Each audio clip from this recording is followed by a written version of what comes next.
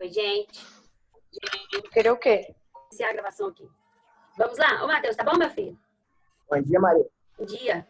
Aqui, vamos ler o retrato oval do Edgar Allan Poe. Quem se habilita a ler para mim? Eu, Vamos lá? Maria. Pode ler, então. Funk. Pode começar? Pode. Você lê e depois, na hora que você chegar em certo ponto, aí você passa para alguém. A outra pessoa continua para nós. Tá.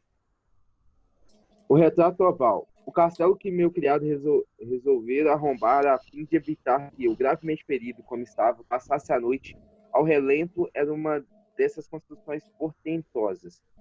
O que é portentosas, Maria? Quer dizer que é muito grande, suntuosa. Portentosas, a um só tempo lúgubres e grandiosas, que há séculos assombram a paisagem dos Apeninos e também povoam a imaginação da senhora Radcliffe. Ao que tudo indicava, o edifício foi abandonado há pouco e de modo temporário. Acomodamo-nos num dos aposentos menores, mobiliado com menos suntuosidade que os demais, e localizado num torreão afastado do castelo. A decoração era rica, embora desgastada e antiga. As paredes cobertas por tapeçarias também eram adornadas não só por inúmeros troféus de armas do mais variados formatos, bem como por uma quantidade excessiva de pinturas modernas, muito vivazes, emolduradas por ricos arabescos dourados. Talvez o delírio que me acometera tivesse sido a verdadeira causa de meu profundo interesse por essas pinturas, por esses quadros que pendiam não apenas diretamente da superfície das paredes, como também se revelavam nos incontáveis nichos ali presentes, criados conforme o estranho estilo arquitetônico do castelo. Assim sendo, como já anoitecera, ordenei que Pedro fechasse as pesadas venezianas do quarto, acendesse as velas do grande candelabro junto à cabeceira de minha cama e abrisse completamente o cortinado de veludo negro arrematado por franjas, que circundavam todo o leito.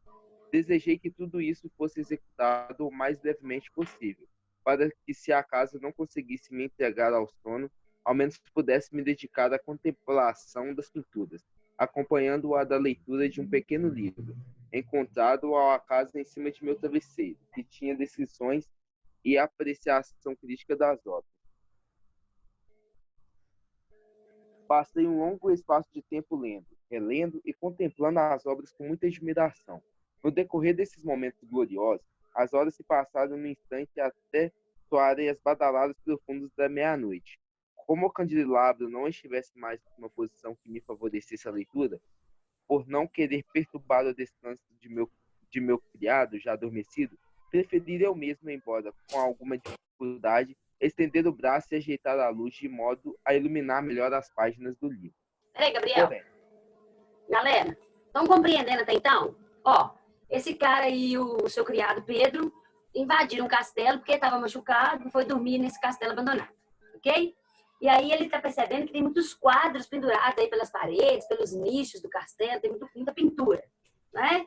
E aí agora ele começou a ler um livro, cadê? Desejei que tudo isso fosse executado o mais breve possível, para que a casa não conseguisse me entregar ao sono, ao menos pudesse me dedicar à contemplação das pinturas, acompanhando a leitura de um pequeno livro encontrado na casa do meu travesseiro. Ele está lendo e acompanhando as belezas das pinturas aí, ok? Como o criado já está dormindo, ele mesmo ajeitou o candelabro ali, que já estava ficando difícil. A situação da vela vai apagando, né? Para ele poder iluminar melhor as páginas do livro. Beleza? Vamos deixar outra pessoa agora que quer ler? Quem vai ler? Posso ler, Maria? Claro. Porém, esse simples gesto me produziu um resultado totalmente inesperado, vindo das inúmeras velas. Os raios de luz foram bater justamente num dos nichos do quarto, até que no momento estivera completamente envolto na sombra projetada por uma das colunas de minha cama. Só assim pude ver a plena luz de um quadro que me passara despercebido até então. Era o retrato de uma moça,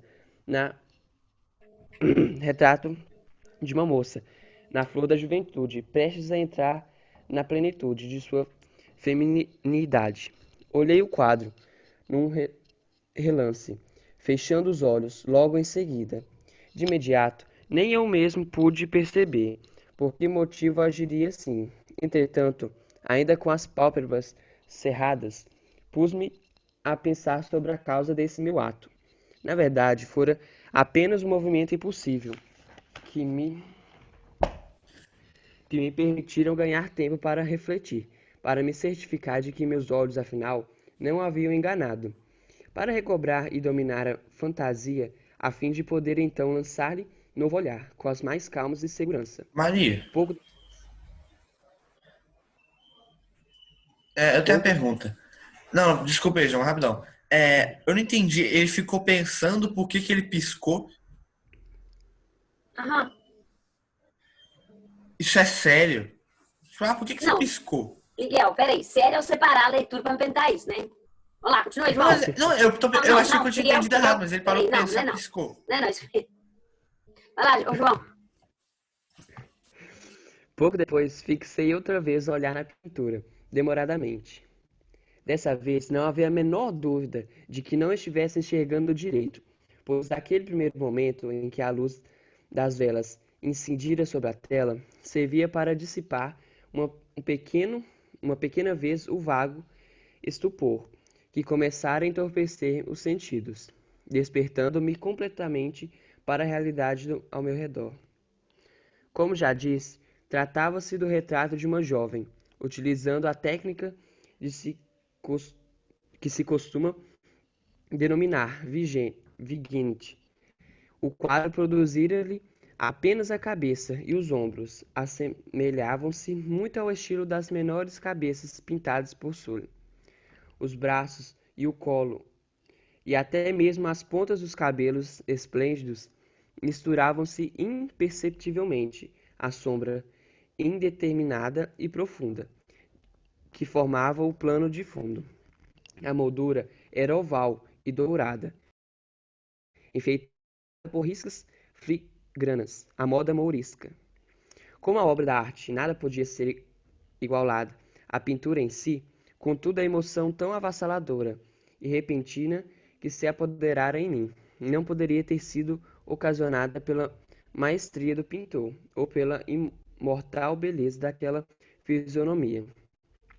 E tampouco poderia ter sido fruto da minha imaginação abalada, que desperta, que desperta da sua seminolência, tivesse me feito confundir a imagem ali, representada com a beleza de uma mulher de carne e osso. Logo, constatei que as peculiaridades do desenho, a técnica do vinhetista e da moldura deveriam ter bastado para eliminar tal ideia imediatamente, impedindo que eu a tivesse nutrido, ainda que por um breve momento. Foi com profundo temor e reverência que coloquei candelabro na posição anterior, uma vez que o motivo da minha profunda e que...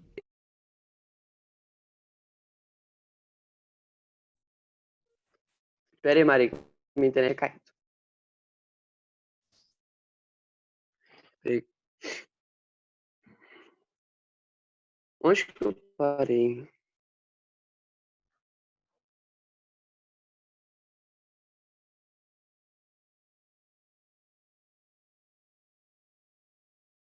Ah,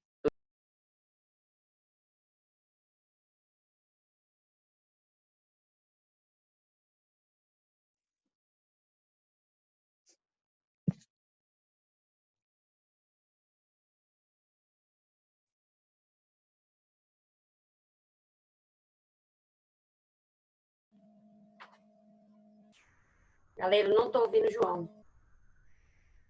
Vamos lá? Foi com profundo temor e reverência que recoloquei o candelabro na posição anterior. Uma vez que o motivo da minha profunda inquietação estava assim fora do meu campo visual, passei a examinar avidamente o livro que tratava dessas pinturas e de seu histórico. Depois de folheá-lo rapidamente até encontrar o número referente ao retrato oval, procedi à leitura do texto curioso e fantástico que transcrevo a seguir. Peraí, abre aspas, né? Ele vai começar a contar a história do quadro que ele está analisando. Vocês perceberam? Tem vários quadros, várias pinturas na casa, né? No quarto de hotel, do castelo. E tem um retrato oval que chama mais a atenção dele, que é dessa moça aí, retratada. Essa moça bem nova, né? Quase entrando na plenitude da feminilidade, quer dizer que ela está quase sendo uma mulher, né? 20 e poucos anos, 20 anos. Então, ele percebeu que esse livro aí, esse caderno com as anotações, são acerca dos retratos pintados, certo? E agora ele vai ler sobre esse retrato, entendido? Aí ele transcreveu para cá. Olha, era uma jovem de rara beleza, cheia de encantos e alegria. Infeliz a hora em que encontrou o pintor, apaixonou-se e com ele se casou. Ele, um homem passional, estudioso e austero, já tendo a arte por sua amada. Igual aquele conto do Machado de Assis, que o cara era mais apaixonado o alienista, era mais apaixonado pela medicina do que pela mulher. Lembra? Tá tranquilo, João? Tá tranquilo.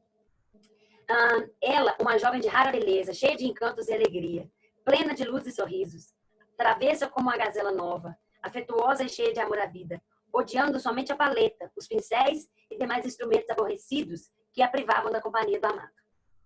Foi, portanto, com profundo pesar que essa jovem ouviu o pintor expressar o desejo de retratá-la a ela, sua bela esposa. Porém, por ser dócil e meiga, posou para ele por várias semanas, imóvel em meio à penumbra daquele aposento do alto da torre, iluminado apenas por um único foco de tela, deixando todo o resto na escuridão. Já o pintor rejubilava-se com o trabalho, prosseguindo hora após hora, por dias a fio. Era um homem obcecado, irreverente e temperamental, sempre a perder-se em devaneio. Tanto assim que recusava perceber que a luz nefasta daquela torre deserta consumia a saúde e o ânimo de sua esposa, a qual definhava aos olhos de todos, exceto aos seus. Todo mundo percebia que a mulher ficando trancada naquele quarto escuro estava definhando, estava perdendo a vitalidade. Só ele não percebia, estava cego, né? Só enxergava a arte. Entendido? Tá entendendo isso por aí, né? Isso mesmo, Maria Clara. O alienista amava mais a medicina do que a própria vida. Pelo jeito, esse pintor que também está desse jeito, né? E, no entanto, ela sempre sorria e continuava a sorrir sem se queixar, porque notava que o pintor, artista de grande renome, desfrutava um prazer ardente e avassalador ao executar a obra sem jamais esmorecer, trabalhando dia e noite para retratar aquela que tanto o amava, mas que se tornava cada vez mais fraca e melancólica. Por quê? Claro, gente, você está pintando dia e noite. Se ele está pintando dia e noite, quer dizer que ela está ficando lá naquela torre trancada dia e noite, certo? Por horas a fio, ela também vai ficar lá de castigo por horas a fio. Entendido? Na verdade, aqueles que puderam ver o retrato comentaram em voz baixa e atual fidelidade entre modelo e obra, atribuindo a um prodígio excepcional, prova cabal não só da perícia do pintor, como do amor profundo que dedicava àquela a quem retratava com tanta perfeição. Quer dizer que o trabalho ficou muito bem feito, certo? A obra de arte ficou igual o retrato de Dorian Gray. Uma coisa de louco. Fala oi com os meninos. Fala, oi, gente. Oi, gente. Que bonitinho. Não, ele fez uma obra de arte impecável. Aí as pessoas falavam, né? Ficou muito bonito, por quê? Porque ela é linda, né? Como o Dorian Gray é bonito, mas o pintor também, ele é perfeccionista, digamos assim, não é? Então as pessoas comentavam isso. Porém, com o tempo, à medida que se aproximava a conclusão do trabalho, ou seja, da pintura, ninguém mais obteve permissão para entrar na torre, pois o pintor entregara-se à loucura de sua obra e raramente desviava os olhos da tela, nem mesmo para olhar o rosto de sua mulher. Já tinha memorizado o rosto, certo? Então eu já não olhava para o rosto da mulher mais, não. Eu continuava só pintando. Não estava nem vendo o que estava acontecendo com a mulher mais. Ninguém entrava na torre, certo? Só ele que estava lá e a mulher. Ele recusava-se a perceber que as cores que ia espalhando por sobre a tela eram arrancadas das faces daquela que posava ao seu lado. Quanto mais ele coloria a tela, mais branca, sem vida e sem cor, a mulher ficava. Tipo isso, certo? Maria. Oi? Se ele já tinha gravado o rosto dela, por que ela precisava de ficar presa lá? Pois é, né? Pista demais, né? Palhaçada dela, né? Essa submissão ao extremo. Passados alguns meses, quando quase nada mais restava a ser feito, a não ser uma pincelada sobre a boca e um retoque de cor sobre os olhos, o espírito da jovem reacendeu-se ainda uma vez, tal qual chama de uma vela crepitar por um instante. E então, executou-se o retoque necessário e deu-se a pincelada final. E por um momento, o pintor caiu em transe, extasiado com a obra que criara. Porém, no momento seguinte, ainda a contemplar o retrato, estremeceu, ficou lívido e, tomado de um espanto, exclamou com um grito: mas isso é a própria vida! E quando afinal virou-se para olhar a própria amada, estava morta. Cada vez que ele ia pintando, que ele ia dando vida para o retrato, ele ia tirando vida da esposa. Perceberam isso? O Edgar Allan Poe, cara para escrever contos de terror, esconde de mistério, né? Muito bacana, muito engenhoso, né? A gente percebe uma intertextualidade com o retrato de Dorian Gray aí, não percebe? Então, o retrato, ele tomava... Aqui era o contrário, né? O retrato que tomava as dores da vida. Né? O retrato era que ia morrendo, digamos assim, não é isso? Falei pra vocês assistirem o filme, né? Louco o filme, tudo escreve. Muito mais louco do que o livro que vocês leram. Porque o filme é baseado na obra original, né? Mas muito mais diabólico, digamos assim. Então, o que a gente percebe, né? Cada vez que ele ia pintando, que ele ia dando vida para a imagem, aí ele ia tirando essa vida, né? O colorido que ele ia dando para a tela era o colorido que saía da esposa. Vamos lá. Nós temos aí agora um retrato oval. Cadê? Vamos lá. Questão número 1. Deixa eu ver aqui. Questão número 1 falou o seguinte: o conto Retrato Oval apresenta uma narrativa dentro de outra narrativa. Certo? Vocês compreenderam isso aí, né? Nós estávamos lendo a narrativa do Edgar Allan Poe e ele, de repente, esse personagem dele nos contou uma outra história dentro da narrativa que a gente estava lendo. Explique como Edgar Allan Poe utilizou essa estratégia. O que ele fez para colocar uma narrativa dentro da outra, galera? Aqui, ó. Olha o que ele fez aqui, ó. Ele fez o próprio personagem ler um trecho. E aí ele colocou entre aspas, certo, Júlia? Certo. Então vamos lá? Ó, o que ele fez? O que o Edgar Allan Poe fez? Ele utilizou como estratégia a mudança de foco narrativo, né? Porque aí virou primeira pessoa. Deixa eu ver. Peraí, como é que tava? Virou terceira pessoa. Tava em primeira pessoa, foco narrativo. Quando ele mudou a narrativa, ele mudou o foco narrativo também. Passou para terceira pessoa. Olha. Era uma jovem de rara beleza, cheia de encantos e alegria. Era um narrador-personagem que transformou-se em narrador-observador. Ok? Então, olha. Mudou o foco narrativo. Era primeira pessoa, era narrador-personagem. E agora é um narrador-observador. É só isso, essa estratégia dele. A outra é a letra B. Qual que é o sinal gráfico que separa a narrativa da outra? As aspas. Ok? Querem que eu coloque aquela respostinha no... É bom, né? Naquela tela nossa, né? A gente fica mais inteirado.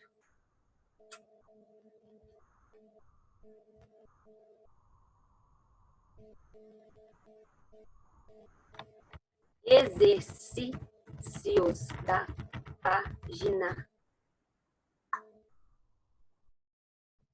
Página 23. Página 23. Ó, questão 1, letra A. Letra A. Como é que ele usou? Edgar Allan Poe utilizou como estratégia, perguntou qual foi a estratégia dele? Estratégia, a mudança de foco narrativo. Narrador, personagem, tornou-se narrador, observador. Ok? Isso aí. Tranquilo, né? Estratégia narrativa. Ok? O narrador-personagem tornou-se narrador-observador. É narrador-personagem que vocês chamam, não, né? A partir de vocês fala narrador-protagonista. O narrador-protagonista tornou-se narrador-observador. Passa a ser observador. Ok? Aqui tem um hífen. Letra B. Certinho, galera? Vocês entenderam isso aí? Qual é o sinal gráfico? Olha, letra B. Cite o sinal gráfico que separa uma narrativa da outra. As aspas que eu mostrei para vocês aqui agora. Ele usa aqui, ó. Começa aqui na página 24 e vai até o fim. Né? Então, as aspas foram utilizadas para separar as duas narrativas. As aspas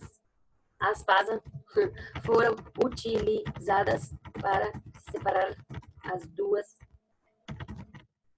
narrativas.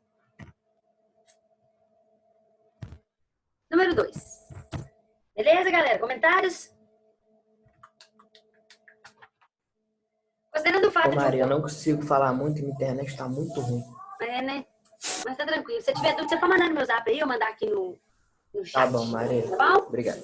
Galera, considerando o fato de um conto retrato oval apresentar uma narrativa dentro da outra, indica a complicação e o desfecho presentes na primeira narrativa e na segunda narrativa. Então vamos lá. Primeiro para a complicação e o desfecho da primeira narrativa. Letra A.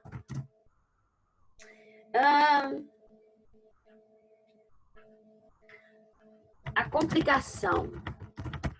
A letra A é sobre a primeira narrativa, né? Ocorreu quando o narrador viu que o retrato oval estava oculto pela coluna da câmera. Viu que o retrato oval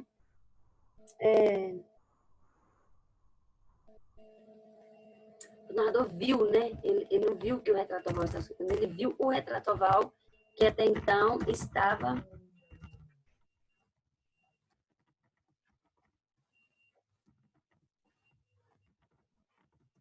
oculto, escondido pela coluna. Aí ele começou a perceber que ele retrato. A complicação ocorreu quando o narrador viu o retrato oval, que até então estava oculto pelas colunas. Ok? E o desfecho? O desfecho é quando ele termina de ler, né? O desfecho é quando o personagem protagonista termina a leitura. A leitura que ele faz para nós. A leitura do texto que ele faz para o leitor. Agora, a letra B é sobre a segunda narrativa. A complicação é quando o pintor, né, fala que ele quer pintar a esposa. A complicação da segunda narrativa se dá quando o pintor... A complicação da segunda narrativa se dá quando o pintor expressa o desejo de pintar sua esposa. Pintar sua esposa. E o desfecho? O desfecho é quando sua mulher morre. Ok? Número 3. Tá tranquilo, galera? Tá tranquilo, né? Número 3. O conto retrato oval possui 2 narradores. Visto que há uma segunda narrativa dentro da primeira, na qual o narrador conta sua estadia em um castelo. Considerando essa informação, faça o que se pede. Classifique os narradores do conto e comprove sua resposta com trechos do texto. Vamos lá. Vamos classificar os narradores primeiro. Letra A. Nós já falamos que o narrador da primeira narrativa é protagonista. O narrador da primeira narrativa, narrador da primeira narrativa ficou osso aqui. O narrador da primeira parte do conto, tá bom? É protagonista. Prova. Como é que comprovamos? Quando ele fala assim, ó, o que pode ser provado pelo excerto. Ó, quando ele fala assim, ó, vamos usar uma coisa como primeira trecho. Quando ele fala em uma coisa em primeira pessoa. O meu criado, o castelo que meu criado resolveu arrombar, o castelo que meu criado resolvera. Já até esses querem fechar, crê em Deus, Pai. Resolvera arrombar. Aí, castelo que meu criado resolveu arrombar a fim de que eu, gravemente ferido, como está? A fim de que eu, olha, isso é a primeira pessoa. Gravemente ferido. Tarará, tarará, tarará. Entendido, galera? O narrador da primeira parte do conto é protagonista, o que pode ser comprovado pelo trecho. O castelo que meu criado resolver arrombar a fim de que eu, gravemente ferido, estou usando a primeira pessoa. Ok? E ele é a personagem principal. Ok? Na segunda narrativa,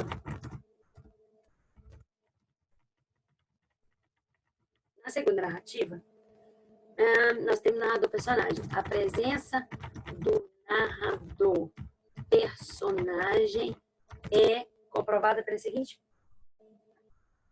é comprovada pela seguinte passagem. Era uma jovem de rara beleza.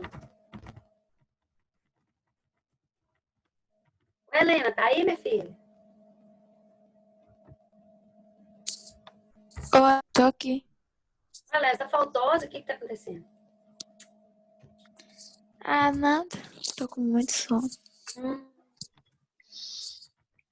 Cheio de encantos e alegria.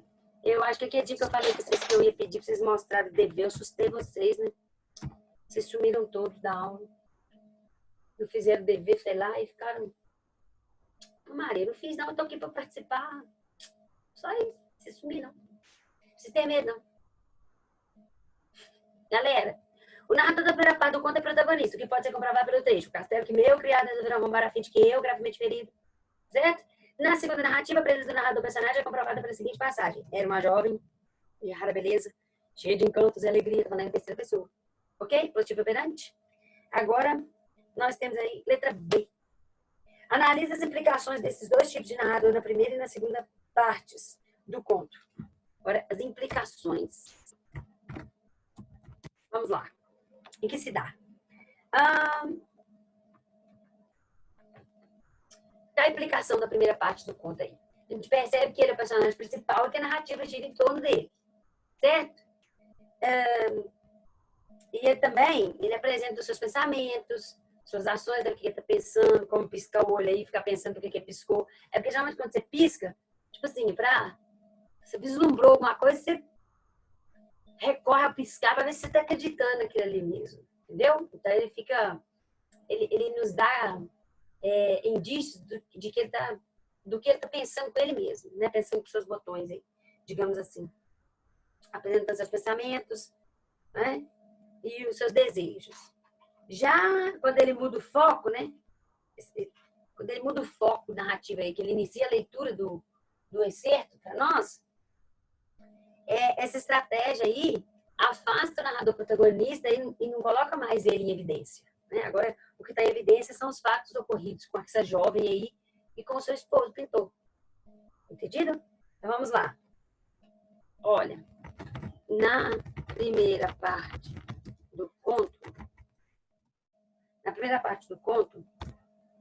percebemos que o narrador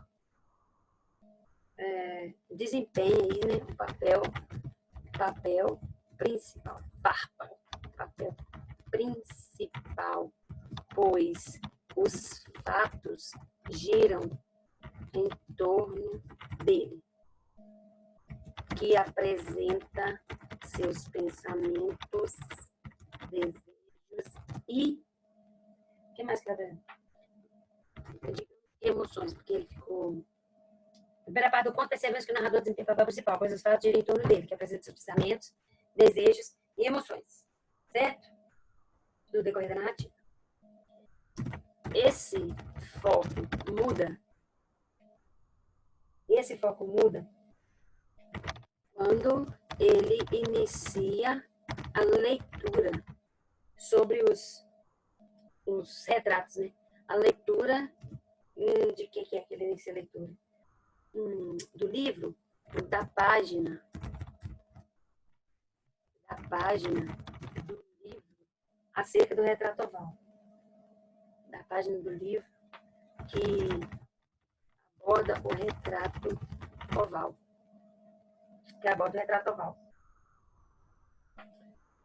Isso afasta o narrador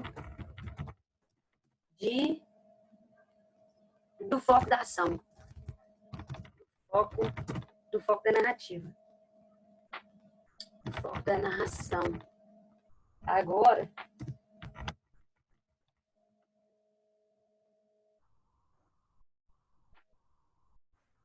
o foco já é a esposa e o marido. Então, isso aí torna o narrador e tornando ele um leitor, tornando-o, ou quem? O narrador, né? Tornando leitor e ao mesmo tempo, observador da história dos sentimentos e ações ocorridas entre a jovem e seu esposo. Observador das ações ocorridas entre a jovem e o seu esposo. Ok? Fatos ocorridos. Observador dos fatos ocorridos. Vou colocar isso aqui dos fatos. Por que eu coloquei ações aqui? Dos fatos ocorridos entre a jovem e o seu esposo. Beleza, galerinha? Entendido até agora? Arrasta isso aqui. É a jovem e seu esposo. Questão 4.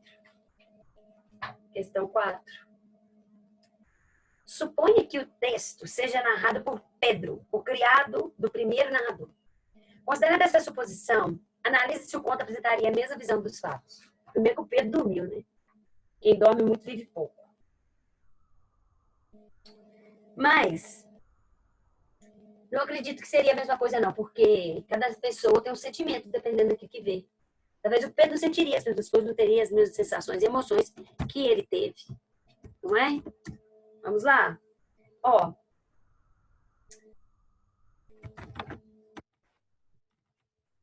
Certamente, se o texto fosse narrado por Pedro, certamente, se o texto fosse narrado por Pedro, a visão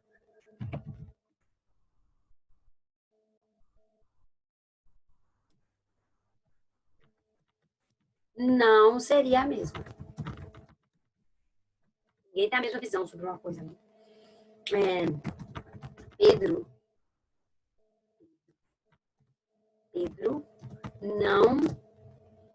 Pedro não apresentaria os sentimentos e pensamentos do narrador. Não apresentaria sentimentos e pensamentos do... Vou chamar isso aqui de primeiro protagonista, então. Primeiro protagonista. Do primeiro protagonista. Do primeiro protagonista, que é o cara que... O narrador. O protagonista bem narrativo. Mas, porém, contudo, todavia, no entanto, entretanto, como a segunda parte é narrador, apresenta narrador observador,